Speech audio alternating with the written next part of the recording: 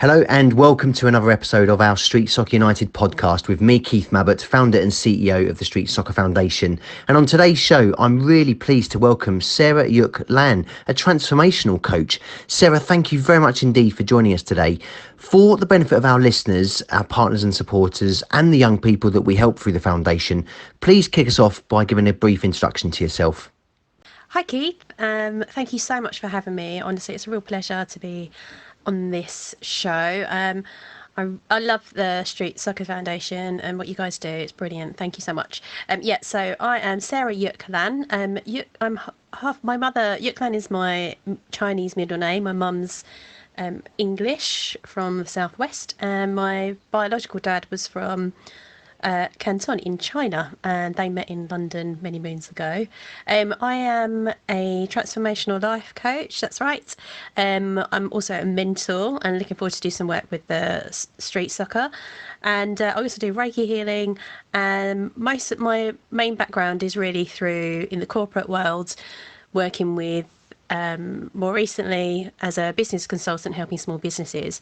What I love about that part of the job is actually more of the coaching aspects, which is why I've kind of moved into transformational coaching to help individuals with their life, their work, and all a plethora of different aspects of their life and challenges that they would like to move forward on.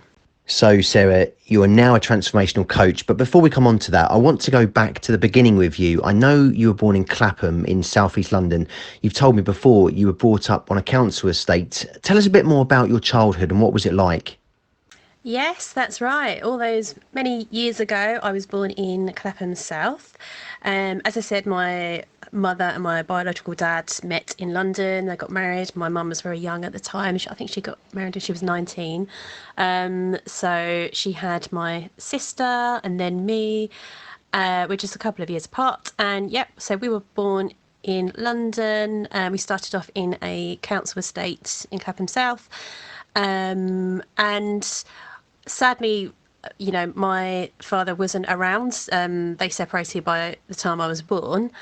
So I think that must have been a real struggle for my mum. I've asked her about it, and she's one of those. She never talks about the negative stuff. She's says that was the best time, and she loved just the three of us really, being a close knit family.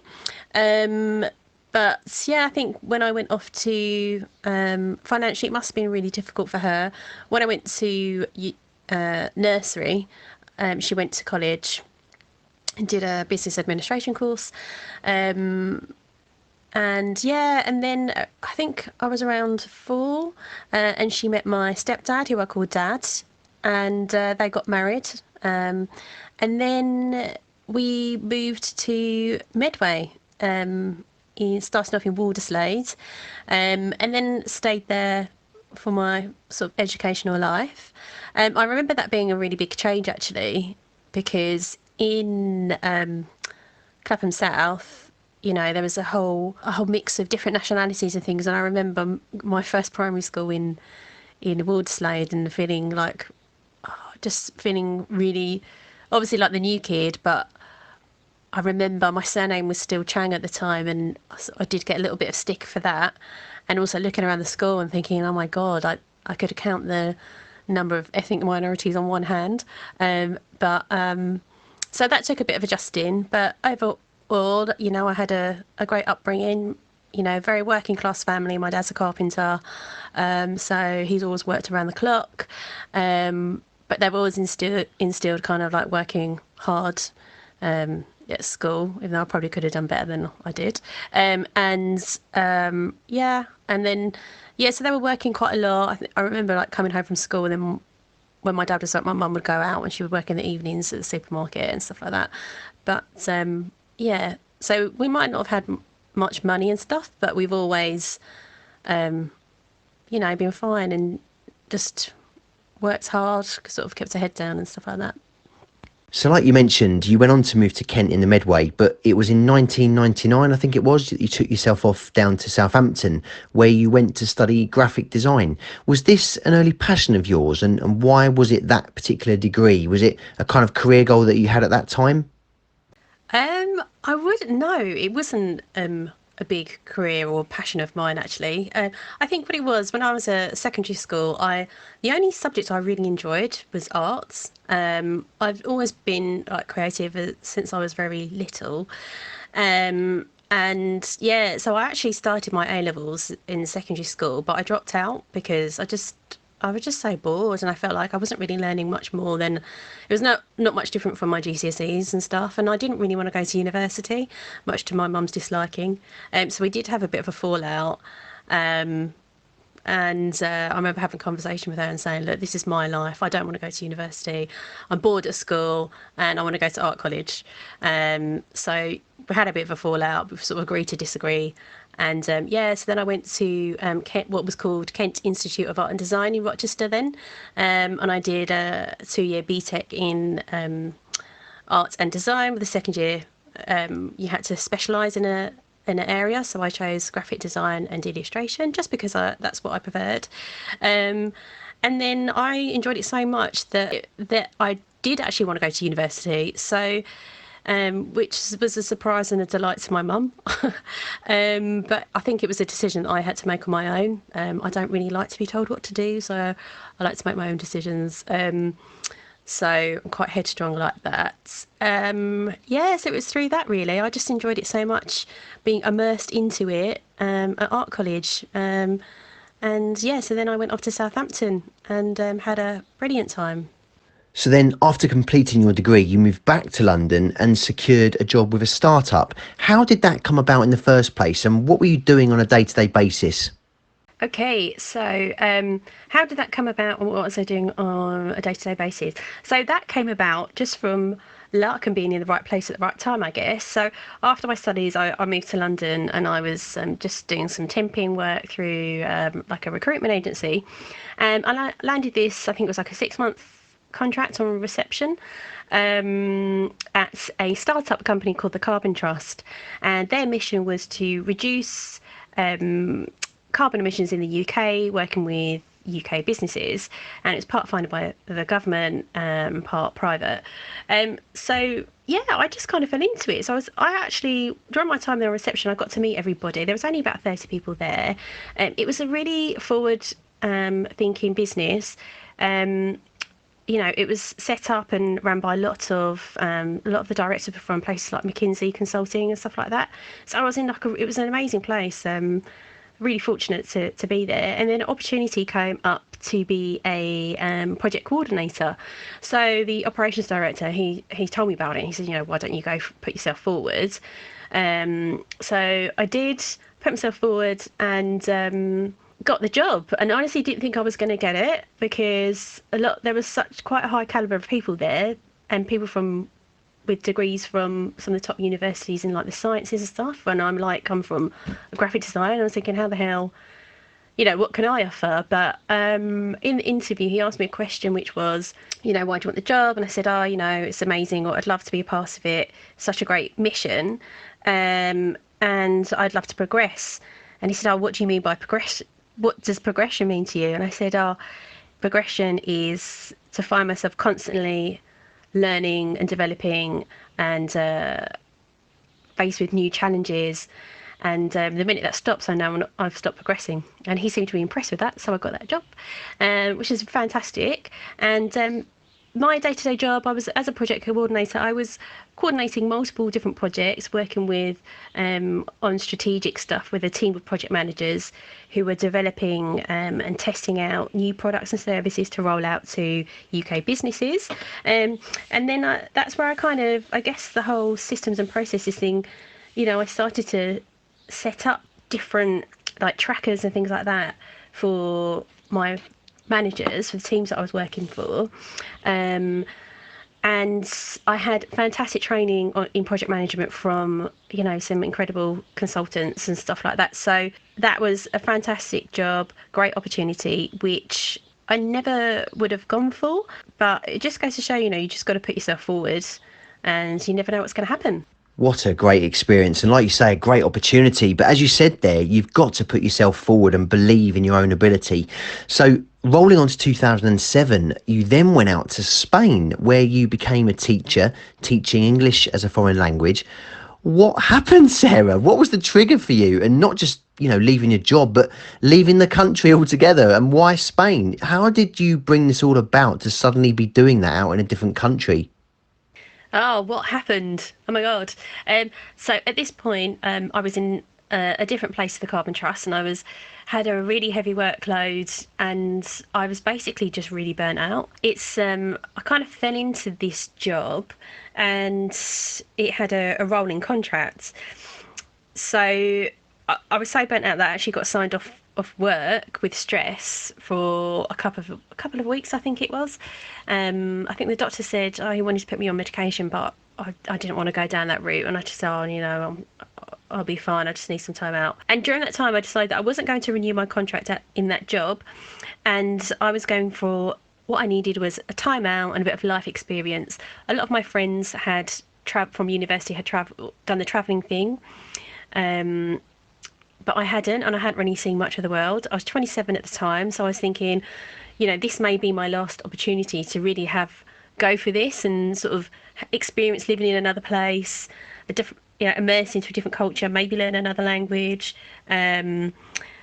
before maybe meeting someone and settling down.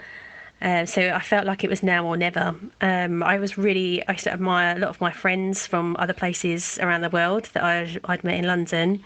I used to think, God, that's amazing, so brave for coming over to England and in a foreign speaking language and, working and stuff like that. So, so I thought, time for a bit of life experience. So I did a teaching English as a foreign language course in Madrid with a company called International House. And I chose that because by doing it there, I thought I'm going to meet other people in the same boat as me, and they also kind of guarantee that they would give you work as well at the end of it. So it was kind of like quite a safe option to go for, even though I didn't know anyone and I didn't really speak the language or anything like that. But it's a great ticket to travel, and I'd highly recommend it to anyone who wants a bit of a change, wants to go experience something different and, different cultures and things like that. It is your ticket to travel. Lots of people I met had been around Southeast Asia, other parts of Europe. So that's a great opportunity. It sounds brilliant and so impressive that you went after it and made it happen for yourself, Sarah. It's really inspirational. So you were out in Spain for around sort of 5 or so years before coming back to England in and around 2012. But you then had some very upsetting and challenging news. You mentioned to me off air that you were diagnosed with breast cancer. I'm sure it must have been an extremely difficult time. How did you manage to both cope and deal with the situation, and what things sort of changed for you after successfully coming through it? It was a difficult time, but it's funny because now looking back, I guess it's so long ago now. So it's like 2012. So that I forget. But it's like a distant memory.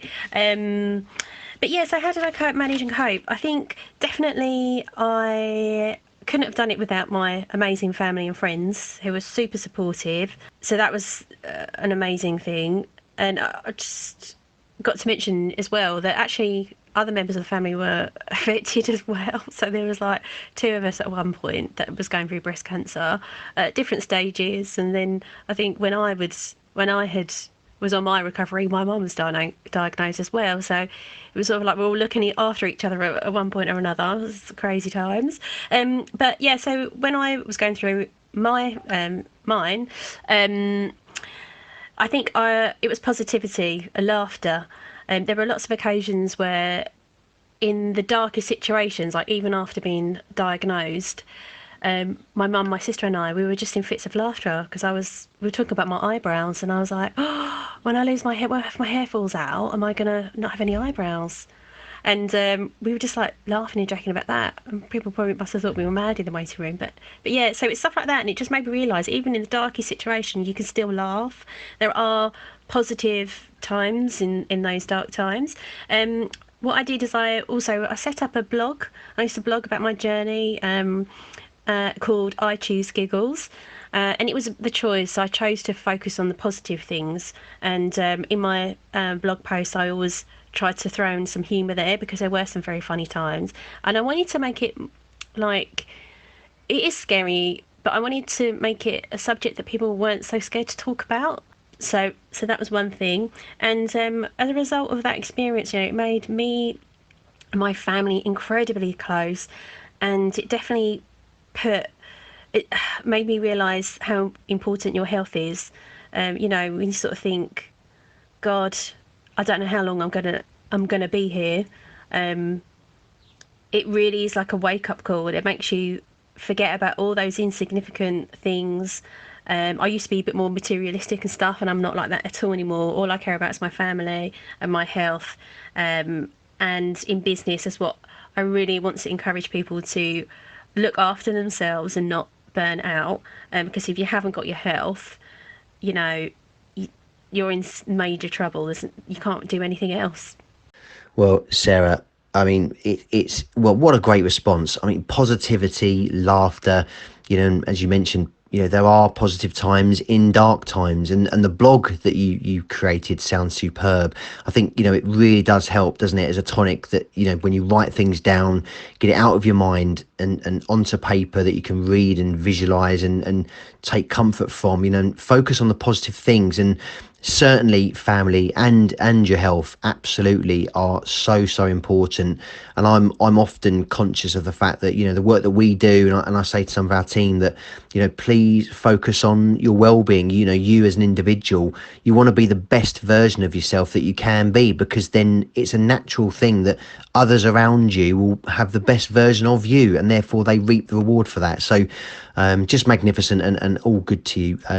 So it was then in 2015, you went back into London, but working in the city, you became quite quickly disillusioned, with the long hours and everything else. And I think probably then you were a lot more conscious of the value of your health and well-being. So 2017, you went back to Kent and you founded your own firm, Panda Collabs. What made you take the plunge, and how did you actually get started running your own business? Yes, absolutely. After obviously my illness and stuff, health was sort of like a number one priority. And as much as I loved working for the companies that I did work for, um, I just wasn't able to get the work-life balance that I wanted. I also wanted freedom. I wanted the freedom to manage my own time, to work on the projects that I wanted to work on with the people that I wanted to work with, and also to learn and develop myself how I wanted to. So it was really about freedom, to create the life that I wanted, and then use my corporate background and my life experience to help smaller businesses to develop and grow in a sustainable way where they're really looking after themselves and their staff, as well as growing without burning out. How did I do it? Honestly, I was absolutely clueless. I had no idea what I was doing. I just basically took a leap of faith, and all I thought was, it's okay because I'll just give it a go, and if it doesn't work out, I'll just go back to 9 to 5 and get a job. Although obviously that's not why that was the last thing I wanted, but I just knew that there was always a fallback. So yeah, so that's how that came about.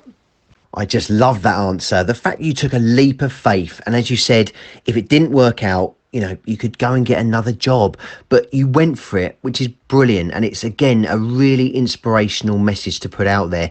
And fast forward to where we are today, you're now, like you mentioned at the very beginning, a transformational coach and mentor. Tell us more about that. What exactly is a transformational coach, and what stands you out to other coaches? Transformational coaching is a it's a very holistic style of life coaching, which you can apply to all areas of life, so your work or business, family. And basically, it really moves away from the very kind of performance based style, and it goes deeper, encouraging a lot more self awareness, and really reflective, looking at kind of what is your mindset, what kind of beliefs and things do you have, and unlocking and unblocking all of those things to help people understand themselves better, so then they can move forward to live the lives that they really are passionate and inspired by. And what sets me up differently, and I think this comes from my own background as being sort of my own roots of being sort of Western and also Eastern. is I'm really fascinated by Eastern philosophy. So I'm really passionate about something called Ikigai, which is a Japanese methodology, philosophy about finding your purpose in life. Like, what is your reason for being? And I'm also a Reiki healer, so I'm very big on energy.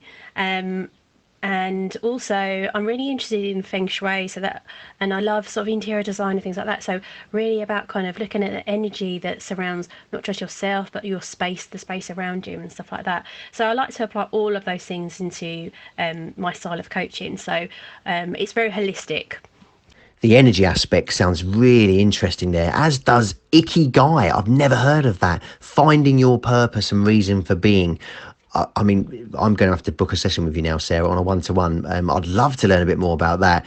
But for now, I mean, I can't quite believe we've got to this point already, but we're at the final question. So to wrap today's podcast interview, and Sarah, it's really lovely to have had the time with you today. And thank you for your support of me and also the Street Soccer Foundation. But the final question we always ask is, what's the best advice you've ever been given, and by who? So, the best advice I've been given is from a really, really good friend of mine called Lauren. And many years ago, I was really stuck about whether to stay in Spain or to come back to England. I was in a long-term relationship in Spain, but I was really homesick, and I was thinking, where do I want to spend the rest of my life? And I remember Lauren said to me, whatever you decide, remember that nothing is permanent, which is absolutely true. And you can apply that to anything you're going through in life. So if you're feeling trapped in a certain situation, or if you are in something you just can't see the light at the end of the tunnel, just know that there is light at the end of the tunnel. Something is, life is always changing. One day there will be a shift, and you won't be stuck where you are, if you're feeling like that. And it's like that saying, isn't it? This too shall pass. Life comes in waves, so things will change. And if you make a decision, remember it's not permanent. You can always change it. There's never a wrong decision. If you decide something and it doesn't work out, that's a lesson to learn from, which is fantastic. And if it does, then also fantastic. So yeah, just remember, nothing's ever permanent. Things change all the time. So whatever it is, remember this too shall pass.